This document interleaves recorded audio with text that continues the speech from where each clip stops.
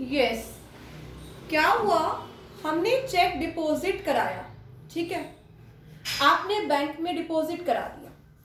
उसी वक्त मुस्कान आपने bank column of cash book में रिकॉर्ड कर दिया, यस और नो?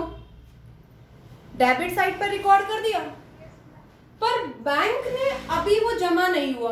इधर देखो, कैश बुक का बैलेंस तो बढ़ जाएगा, पर बैंक में वो जमा नहीं हुआ, तो पासबुक का बैलेंस, यस, पासबुक का बैलेंस, मुझे वॉइस आनी चाहिए, कम होगा। तो ये दोनों आपस में मैच नहीं कर रहे, या तो इसको कम करो या इसको बढ़ाओ, तभी दोनों आपस में मैच करेंगे।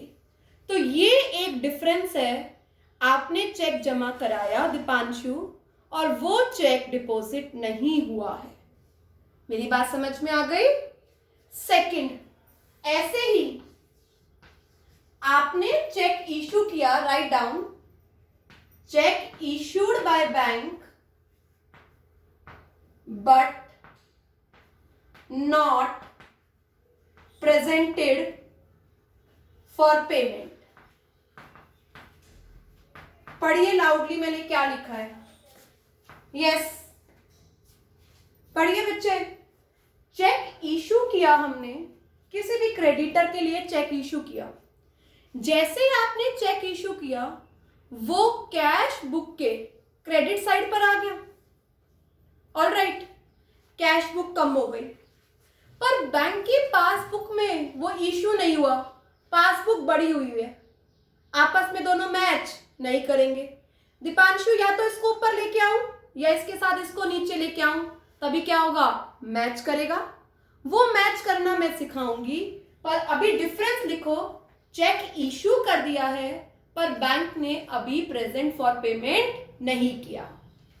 ऐसे ही थर्ड वन लिखो, check deposited but dishonoured by bank, dishonoured by bank. क्या मतलब है इसका?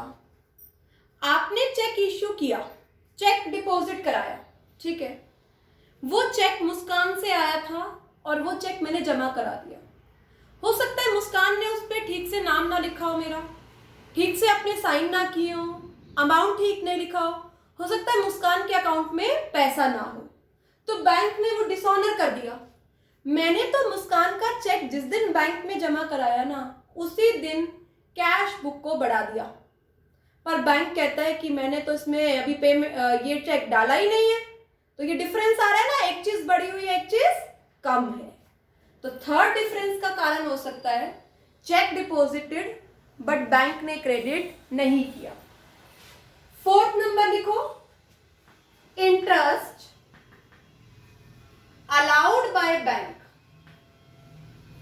बेटा अगर सेविंग अकाउंट है ना, तो बैंक हर 6 महीने बाद आपको इंटरेस्ट देता है, हर 6 मंथ बाद आपके अकाउंट में इंटरेस्ट डालता है, ठीक है। अब पासबुक में तो वो इंटरेस्ट आ गया, हमें क्या पता कि कितना इंटरेस्ट डाला, तो पासबुक में इंटरेस्ट आते, पासबुक तो बढ़ी हुई है, पर कैश बुक में वो इंटरेस्ट नहीं आ रहा है, तो ये दोनों फिर से मैच नहीं कर रही ना, तो ये कॉज ऑफ डिफरेंस हो गया। ऐसे ही बैंक ने इंटरेस्ट चार्ज किया है। अगर करंट अकाउंट है और आप जितना पैसा आपके बैंक में है ना, उससे ज्यादा पैसा आप विड्रॉ कर सकते हो, तो बैंक आपसे क्या चार्ज करता है, इंटरेस्ट चार्ज करता है, उसे बोलते हैं बैंक ओवरड्राफ्ट। क्या बोलते हैं? Bank overdraft. अब बैंक ने आपसे चार्ज किए, लुक एट हियर, बैंक ने चार्ज किए, पासबुक कम हो गई, कैश बुक में वो चार्ज नहीं आ रहा, डिफरेंस है ना, कैश बुक में वो पेमेंट नहीं आ रही, बैंक ने कर दिया, तो ये भी कॉज ऑफ डिफरेंस हो सकता है। ऐसे ही बच्चे directly deposit by customer in our bank account. बेटा क्या हुआ, कोई कस्टमर है मेरा एक्स, उसने मेरे बैंक में डायरेक्टली पैसा जमा करा दिया।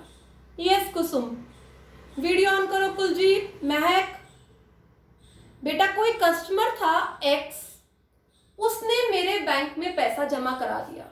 यस कुसुम, आवाज आनी चाहिए। जिसने मेरे बैंक में पैसा जमा कराया, पासबुक। कुसुम मेरी वॉइस आ रही है? अगर किसी कस्टमर ने मेरे बैंक में पैसा जमा कराया तो पासबुक। बेटा पासबुक का बैलेंस क्या होगा अगर कोई कस्टमर जमा करा रहा है मेरे अकाउंट में? तो बढ़ जाएगा, पर कैश बुक में वो पैसा मैच नहीं कर रही ना। तो कस्टमर अगर डायरेक्टली डिपॉजिट कराता है तो हमें पता नहीं लगता कि कस्टमर ने जमा कराया है। तो कई बार हो सकता है हमने एंट्री नहीं करी और बैंक ने एंट्री कर दी। हम कर लेंगे पर टाइम गैप आ गया। ऑलराइट, 7th नंबर लिखो। ऐसे ही directly payment to creditor by our bank account. हमारे बैंक अकाउंट में से मैंने बैंक को इंस्ट्रक्शन दे रखी है कि बैंक जब कोई कस्टमर की पेमेंट ड्यू हो या इंश्योरेंस ड्यू हो तो आप सीधा पे कर दिया करो, मेरे बिना इंस्ट्रक्शन, मेरे बिना परमिशन के। तो बैंक कर देता है। ड्यू डेट आई, बैंक ने पेमेंट कर दी, पासबुक क्या हो गई? पासबुक क्या हो गई बोलो बेटा? बैंक ने मेरे बिहाफ पर पेमेंट कर दी, पासबुक। अनम्यूट और बोलो बच्चे सभी। विनय, याशिका, निशांत। यस, बैंक ने पेमेंट कर दी है, पासबुक कम हो गई, बट कैश बुक का बैलेंस बढ़ा हुआ है। तो ये दोनों आपस में मैच नहीं कर रहे हैं। आपस में ये दोनों चीजें मैच नहीं कर रहे हैं। ऐसे ही बेटा बैंक ने हमारे बिहाफ पर इंटरेस्ट और डिविडेंड कलेक्ट किया है। क्या होता है इंटरेस्ट और डिविडेंड ना, मैंने बैंक अकाउंट में सीधा आ जाता है मेरे, ठीक है? तो बैंक में सीधा आ गया तो पासबुक बढ़ गई, पर वो कैश बुक में नहीं आ रहा। बैंक जब तक मुझे इंटीमेट नहीं करेगा तो मुझे पता नहीं लगेगा ना। तो ये दोनों चीजें आपस में मैच नहीं कर रही हैं। ऐसे ही बैंक कोई bank charges, write down 9 point, bank charges या कमीशन लेता है। बैंक सर्विसेज देता है ना, तो बैंक सर्विसेज देता है तो क्या चार्ज करता है हमसे? चार्जेस लेता है या कमीशन। अब बैंक ने अपना चार्ज काट लिया तो पासबुक कम है, कैश बुक में वो एंट्री नहीं आ रही है। तो ये दोनों चीजें आपस में मैच नहीं कर रही हैं। तो यस बेटा, there can be 9 differences due to which cash book and passbook cannot tally. What are those differences? आपने चेक जमा कराया, बैंक ने क्रेडिट नहीं किया। आपने चेक इशू किया, बैंक ने पेमेंट नहीं करी। आपने चेक जमा कराया, बैंक ने डिसऑनर कर दिया। इंटरेस्ट दिया बैंक ने, इंटरेस्ट लिया बैंक ने। किसी कस्टमर ने डायरेक्टली मेरे बैंक में जमा करा दिया, किसी क्रेडिटर को हमने पेमेंट कर दी, बैंक ने मेरे बिहाफ पर डायरेक्टली। कोई इंटरेस्ट या डिविडेंड मेरे अकाउंट में आ रहा है या बैंक चार्जेस और कमीशन पेड है। These are the causes of difference between the balance of cash book and passbook. Therefore, we have to reconcile these balances by preparing bank reconciliation statement. Got it? Got it? दूसरा क्या हो सकता है causes of difference? Error. अब दो लोग कौन है? या तो बैंक है या कस्टमर है, तो एरर भी कौन कर सकता है? यस बेटा, एरर कौन कर सकता है? कस्टमर कर सकता है या बैंक कर सकता है ना बेटा? एरर भी कौन कर सकता है? या तो कस्टमर कर सकता है या बैंक। अब कस्टमर कैसा एरर करता है? लिखो, एरर बाय फर्म। या तो फर्म कर सकती है या कौन कर सकता है? बैंक कर सकता है। बैंक या फर्म। अब फर्म कैसे कर सकती है? क्या हुआ, मैंने चेक जमा कराया, चेक तो जमा करा दिया, खुशबू कैश बुक में एंट्री होना रह गई, एरर हो गया ना कैश बुक में। बैंक का बैलेंस तो बढ़ जाएगा पर कैश बुक में एंट्री नहीं आई। चेक इशू किया, चेक इशू किया, अपने यहां एंट्री नहीं करी, बैंक कॉलम में बैंक ने एंट्री कर दी, एरर हो गया कैश बुक में। या कई बार टोटल और बैलेंस करते वक्त भी कैश बुक में गलती हो सकती है। Write down. बाय फर्म वाले में लिखो, बाय फर्म वाले में मुस्कान, अभिमन्यु, बाय फर्म, फर्म क्या क्या एरर कर सकता है?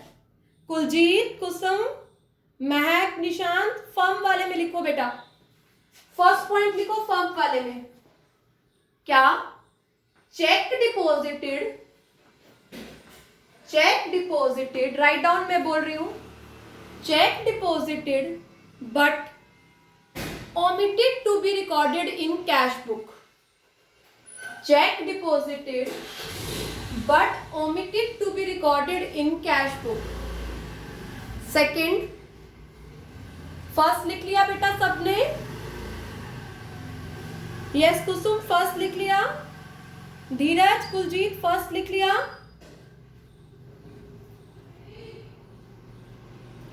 धीरज, कुलजीत, फर्स्ट लिख लिया बच्चे? Cheque deposited but omitted to be recorded in cash book. 2 number लिखो, cheque issue, cheque issue but omitted to be recorded in cash book. Check issue but omitted to be recorded in cash book. लिख लिया Deepanshu second number? Kuljeet, Kusum, second number लिख लिया बच्चे? Third, error in, third one लिखो Muskan, error in totalling and balancing, error in totalling and balancing of cash book. कई बार बेटा cash book का टोटल और बैलेंस गलत हो जाता है तो वो भी पासबुक से टैली नहीं होगा, है ना? अब बैंक कैसा एरर कर सकता है? लेट अस सपोज अभिमन्यु के अकाउंट में 5 लाख रुपए आ गए। कहां से आ गए पता नहीं। अभिमन्यु ये तो अच्छा लग रहा होगा तुझे बेटा? क्यों अभिमन्यु बच्चे?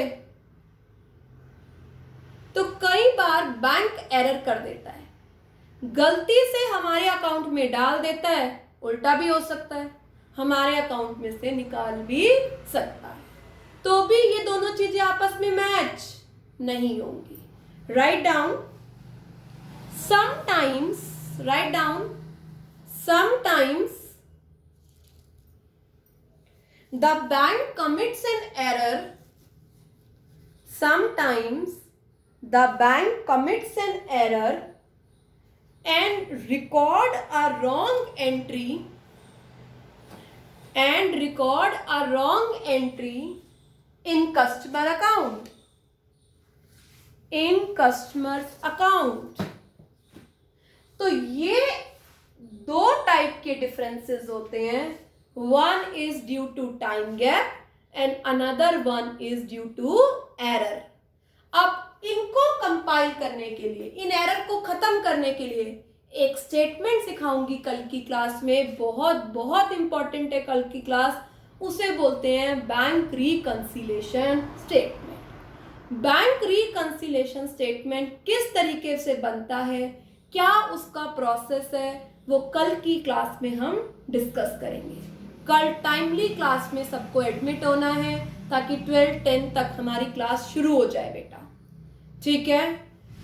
आज आपको बुक में से ये 2 पेजेस पढ़ने हैं बेटा। अब सभी बच्चे बुक्स खरीद लो, मैं क्वेश्चन शेयर नहीं करूंगी, पीडीएफ बनाकर नहीं दूंगी, आपको अब अपनी बुक्स खरीदनी होंगी। ऑलराइट, तो मैं 12th की क्लास लेती हूँ, ये क्लास यहीं पर एंड करती हूँ। कल बच्चे थियोटिकल कंसेप्ट आपको पता होना चाहिए। पासबुक कौन बनाता है, कैश बुक कौन बनाता है, हम क्या करने जा रहे हैं, सभी बच्चे पासबुक जरूर देखेंगे आज कि उसका क्रेडिट साइड क्या है और उसका डेबिट साइड क्या है, ठीक है।